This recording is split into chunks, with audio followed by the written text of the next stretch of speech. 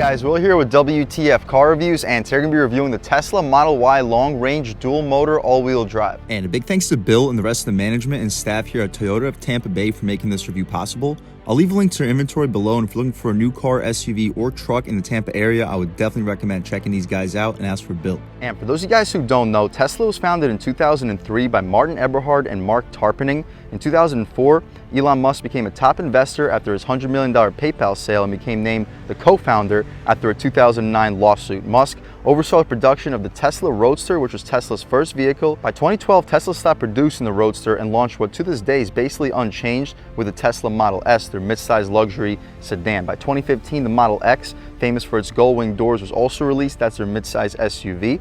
And by 2017, the Model 3 compact sedan was also released. The Model Y that you see here is their compact luxury crossover SUV, which was released in 2020, sharing basically 75% of its components as the Model 3. The Model Y is an SUV with actually optional third-row seats, 76 cubic feet, and available in two different trim levels or power plans, starting with the long range that you see here, with a base price of $58,190 after potential incentives and gas savings, $67,990 before all of that. Cranking out 447 horsepower, 376 pound-feet of torque, enough to get this thing to 60 in 4.8 seconds, weighing in around 4,363 pounds, 135 mile an hour for the top speed, 330 miles of total range with this dual motor and all-wheel drive. A 15-inch touchscreen is standard, and for the Model Y long range, you have an option between 19 or 20-inch rims. For $6,000, there's an autopilot option for all Model Ys, plus $15,000 for the full self-driving. You can also go up for the performance trim, which is a few $1,000s more than the long range, with a base price of $62,190 after $7,800 in potential incentives and gas savings. The base price regular would be $69,990. With 580 horsepower and 481 pound-feet of torque, the performance can do 0 to 60 in 3.5 seconds, 155 mile an hour top speed, down to 303 miles of range, which is a compromise but not a very big one at that. The seating is also limited to up to 5, whereas the long range had seating up to 7. 21-inch Uber turbine rims, performance brakes, lowered suspension, and alloy pedals. But here we have the long range all-wheel drive after potential incentives and gas savings. Total price sitting at $58,190. What do we get for that money? Let's jump right in. So up front, you notice your full LED headlamps, daytime running strips, and LED fog light, full front parking sensing, full 360. This vehicle is loaded with safety tech and cameras. Tesla badge right up front. Not the most airflow, a little bit for the internals and overall aerodynamics in the corners, but not a whole lot going on up front. We already been holding this camera angle for a while. I'm sure you've gotten the point of what the front looks like. Side sensor, we get 19-inch rims. They're silver and gunmetal gray contrasted. We get Continental Pro Contact all-season tires, dimensions being 255/45 R19, so pretty wide compound. All-wheel drive, they're square setup, 19-inch for the front and rear. We have a pretty beefy 4-piston brake caliper up front too. The performance gets upgraded brakes. We have an additional camera out here on the side. No camera on the mirror, but that side camera does the job. Foldable mirrors, body color up top, black on the bottom. Blind spot monitoring, the glass fills up the frame pretty well. All black trim for the window trim, blacked out B-pillar with an additional camera on here too. We don't get a window sticker because this is a used vehicle. You can pause, take a look at some of the features. The mileage on this thing is basically non-existent. I think it has like 8,000 miles, if that. It may have like 1,000 miles, but we'll check once we step inside. The door handles, you just push them on the side and they open right up. I'll demonstrate that for you. You simply just push and see it shoots right open. To close it up, you simply just close and the window pops up and does basically the job for you. Out rear, same wheel and tire setup. I can squat back here, you can take a quick look. The only difference is a smaller brake caliper. We still have 255/45 R19s. Out rear, we have a side sensor for the rear parking sensing, full LED for the taillights, turn signals, and reverse lights. Shout out Toyota of Tampa Bay for making this review possible. Again, we mentioned the full rear parking sensing, dual motor, long range, very clean look. I like how that spoiler kind of flares up. It's not a true spoiler, but the way they designed this rear end, very clean. I kind of wish we had like a wiper or something for the rear windshield, but I'm sure you can just wash it yourself after a rainy day. We'll take a squat back here. Of course, we're not going to fire anything up because it is a full EV. Really not much to show you guys, but I'll pop open the frunk. All right, so to open the frunk, you simply press this button right up top and it unlatches the frunk. We'll take a step outside of this vehicle. Again, we get dual pane windows, also a pretty premium feature. It's a pretty expensive vehicle, starting over $60,000 before incentives, but the dual pane windows are always appreciated. So to open up the frunk, There's no latch to play with, it simply just opens up as soon as you lift, and pretty solid storage. Seems comparable, if not larger, than a Ford Mach-E GT. I'd expect you to fit a carry-on suitcase with no problem. You should be able to fit 3 or 4 backpacks. So capable for long trips, and plus we have a pretty spacious cargo space out rear. We can shut this thing right up. It didn't close, so we have to put a little muscle into it, but there we go. Take one more step back, get one last look at the front light pattern with those fog lights and daytime running strips, full LED for the headlights and taillights. The lighting in this vehicle and cameras in this vehicle seem super impressive. Taking a step inside, we can really check out this interior. Up top, soft touch materials to be expected with the vehicle in this price point. Suede Alcantara for the center, Auto One touch for all 4, gushy soft for the armrest. This button opens up your door. Down below, we get hard plastic materials, but very solid storage. You'll easily fit at least a foot long, if not 2, with a 20-ounce water bottle. Just make sure the lid is tightly closed because it is sideways. 14-speaker sound system. It sounds really good in here. Model Y nameplate. It's not aluminum, but it still does the job. It says Model Y on it. The seats are really comfortable. That was the first thing I noticed when I sat inside. We sat inside a 2021 Tesla Model Y, but they did not feel anywhere near as gushy, soft, and comfortable as the seats that we have here. Solid bolstering too, pretty sporty, fully adjustable lumbar recline, drop, lift, and slide the seats. Taking a step inside, we can really check it out. First thing we notice is the steering wheel. It's pretty thick, solid 10-2 bolstering notch. The 9.3 fits good in your hands. Right now the vehicle is not turned on. To turn it on, we have to take this Tesla digital key and hold it right here. Boop, there we go. And now everything fires right to life. The steering wheel controls are pretty limited. This adjusts your volume. You can skip your songs too. On the right side, this button controls your voice commands and also controls how far away you are for your radar cruise control. Right now, 3-car distance, 4-car distance, 5, 6, 7. It goes up to 7 and it goes down to 2. The controls on the sides, the wiper stocks have a satisfying click. The turn signal stocks, we also get blind spot pockets when we use a turn signal, similar to like the Kia Hyundai, but this looks like a lot more of a high resolution screen. We also get a gear selector on the steering column. To go to reverse, you simply lift up. Shows us our backup camera, which is an unbelievably high resolution, guidance lines, trajectory, and we get side sensors, so we don't have to worry about scuffing up our wheels. Over the top 360, it doesn't show you a true camera angle, but it does show you like cars and trucks and stuff. You can also hide these blind spot cameras away if you want to for one reason or another, so pretty cool overall. If you don't want to look at the camera, of course, you put it right back into park, and it immediately returns us to our home screen. Here we can open up our frunk and trunk with a click of a button. Pretty interesting layout overall. Everything is controlled through the touchscreen. The controls, easy entry, parking lights, auto headlamps, folding your mirrors, child locks, window locks, glove box we can just check out right now. Press that button. It shoots open. It's lined with felt. It's pretty large. I'd expect you to fit 20, maybe 20-ish, 5-ish license plates in there with no issues. And again, lined with felt, it's very premium, but you have to go through the touchscreen to open it up. The intermittent function for the wipers and auto wipers are all controlled through the touchscreen. Mirrors, record, steering. So this is a tilt and telescoping steering rack, but it's adjustable through the columns. So when you press that button, now you can control the steering wheel through the buttons here. So check this out. Boom, down, up, and out. Very interesting. I've never seen that on any other vehicle. It's actually pretty cool. Continuing along, we have the brightness for the inside, pedals and steering. Acceleration you can adjust between chill and standard. Steering you can adjust between comfort, standard, and sport. We'll start off in comfort, try out sport, see what the differences are. Charging, we have 26 miles till E. Hopefully that's enough. 48 volt for the charge. Auto steer, self-driving, visualization, preview, speed limit or current speed to set the speed for the radar cruise. You can turn on and off your automatic blind spot camera, blind spot collision warning chime 2, speed limit warning, speed limit, offset, forward collision warning. Cool. We get headlights and fog lights, dome lights 2, auto high beams, headlights after exit, and the steering wheel lights, display, trips, navigation, safety, service, software, and the upgrades. My personal favorite to look at all times would probably just be this map at all times to just see where I'm going. The response is unbelievable. Just like an iPhone, it's a Google Maps screen. Great resolution, super impressive. Press this home button. This satellite style map is also super cool. Now you can see exactly where you are, the parking lot, the cars around you, the buildings around you. You can even see like the roofs of the buildings. The resolution is truly fantastic. Really impressive. This is probably my personal favorite screen to look at all times. The vent controls and climate is all controlled through the bottom, shortcuts down below, volume adjustments, and your overall vehicle settings that you can have a shortcut to. But as we mentioned, my personal favorites to look at this little satellite style map. No wireless charging pad. This would be a good location for it, but we do get leather assist trim all throughout. Massive storage. As you see, I can only imagine how much I could fit. I'll probably fit a 6-pack of 2-liter bottles of soda in there. Right here, you'll fit 2 16-ounce water bottles with a pass-through. Good spot for the digital key or a phone.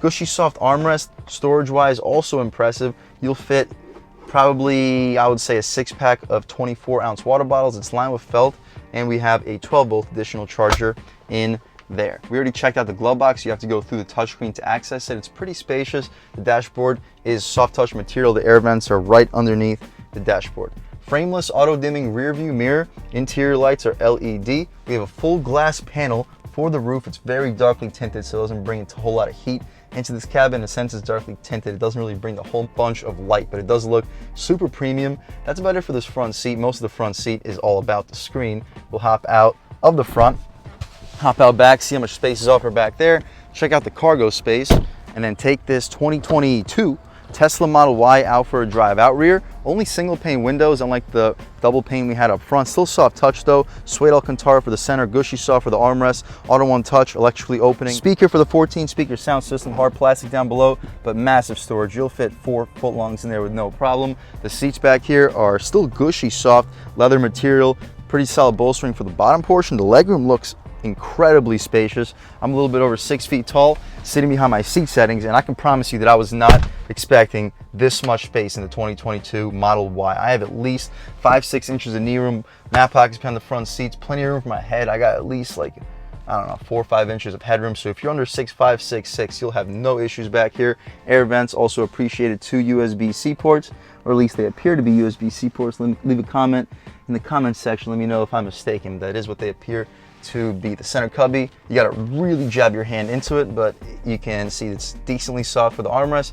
2 cup holders with these pushy things to keep your drinks in place. That's about it though for the back seat. Again, I was not expecting it to be this spacious, but it is. It also shuts the car off when you're in the back seat if no one's sitting up front, so the air vents are currently not activated. But that's about it.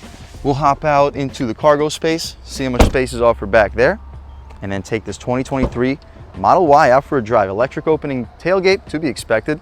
Pretty large trunk. Look at the step-in. I'm about 6 feet tall. My knee is higher than the step-in. So if you got older or smaller pets, they don't have the toughest time hopping back here. But with this sloped roof, I don't think I'd recommend putting pets necessarily back here. Secret storage underneath. We get this little leather strap. You can see, oh my God, that's a massive storage compartment. I'll let you guys check out the window stick. So this was manufactured in 2022, August of 2022. So they could have probably called this a 2023 model, to be honest. You can pause, take a look at all the standard features. Full LED exterior lighting.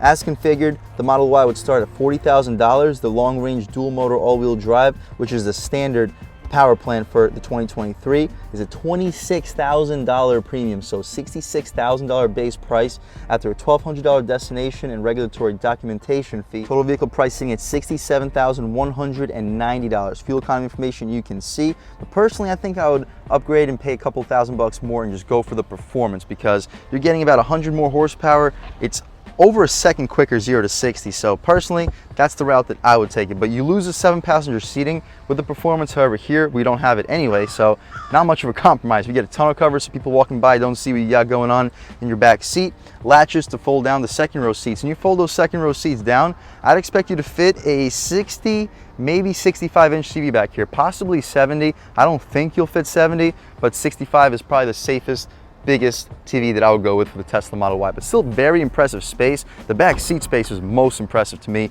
I fit there with absolutely no issues. I'll sit there for long trips with 0 complaints. But that's about it for the inside and outside of the 2023-2022 Tesla Model Y long range dual motor all-wheel drive. Let's take it out for a drive. All right guys, now we're just about seen everything we need to see with the inside and outside of the 2022 Tesla Model Y long range all-wheel drive. Let's take it out for a drive.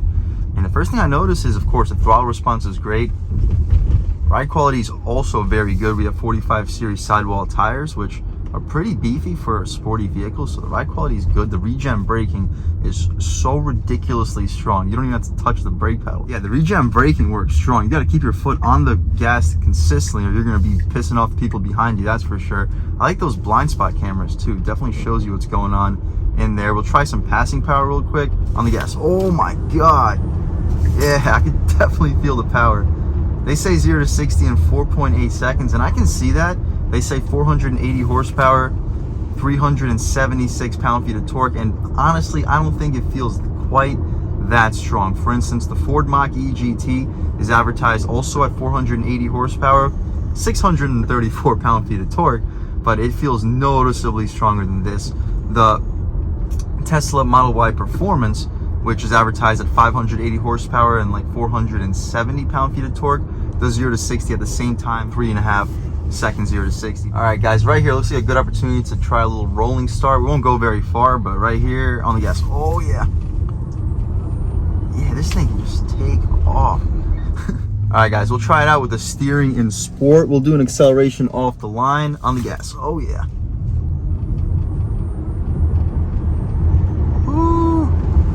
Yeah, it's weird. Unlike most EVs in this channel, it doesn't quite launch you in the seat initially quite as hard, but it feels like it builds. Once you cross about like 15, 20, it almost feels like you're consistently building power more, which compared to most EVs that I've driven in my life, this feels completely different. Not completely different, but it does feel like it builds a little bit more than others. We reviewed the e-tron GT, Mach-E GT, and they just have a more brutal feeling up front.